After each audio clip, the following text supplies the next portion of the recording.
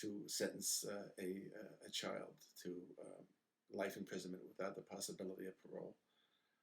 That doesn't serve society in any way.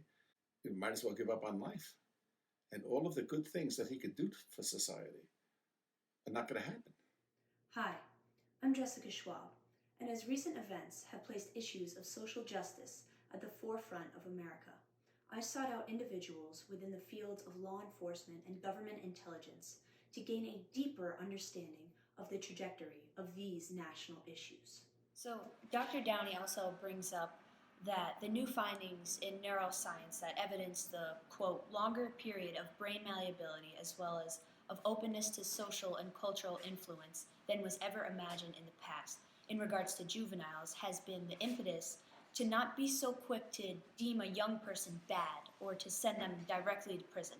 So do you think that there are more effective alternatives to prison for young people who do not have the guidance at home or the maturity to avoid engaging in illegal behavior? Yeah, and I think the state is starting to try to address that. It's recent. They've just created that certain crimes are diverted to family court rather than staying in the regular criminal court, i.e. adult court. Punishment is much different, and it's a lot more focused on rehabilitation. But yes, I think that a young person, depending on the crime, but in general, prison should not be the alternative. It should not be the first alternative at all. Because what happens is they come out, life has passed them by, their friends have gone on to get educations or jobs, they come out, they're now a convicted felon at a young age, and they don't know what to do. They're lost.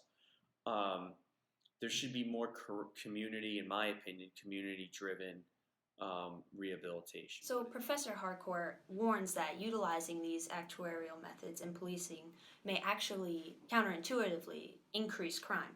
He says that because it is nearly impossible to predict a certain group's responsiveness or elasticity of offending to increase policing, it may allow the non-profiled group to commit more crimes because there is less of a police presence within that area. Do you sometimes see the counterintuitive result occur within the non-profiled area?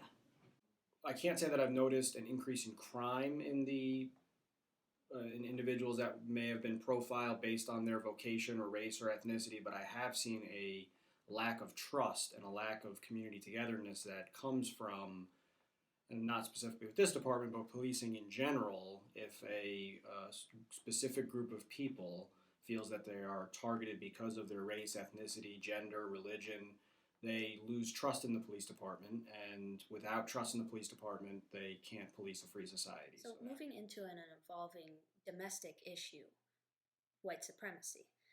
I know you've been retired for a bit, but what do you think the political or social future of America looks like if the kingpins of white supremacy groups with organizations like QAnon and the Proud Boys continues to go unchecked? I'm actually very worried about it.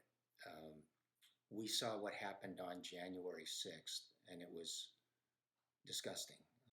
We also have a freedom of speech, right? So people are allowed to have views that aren't necessarily in agreement with mainstream, and they're allowed to have anti-government views. But there needs to be that balance of hate and plotting criminal activity and all of these, the type of rhetoric that led to January 6th, that needs to be balanced against First Amendment rights, because we all have the right to have a free and open society without fear of militia groups invading our capital. As you've heard, there are no clear solutions to the complex social issues that affect Americans each day. What we can do, however, is to keep on investigating and keep on asking questions, even when they might be uncomfortable. Thank you for watching.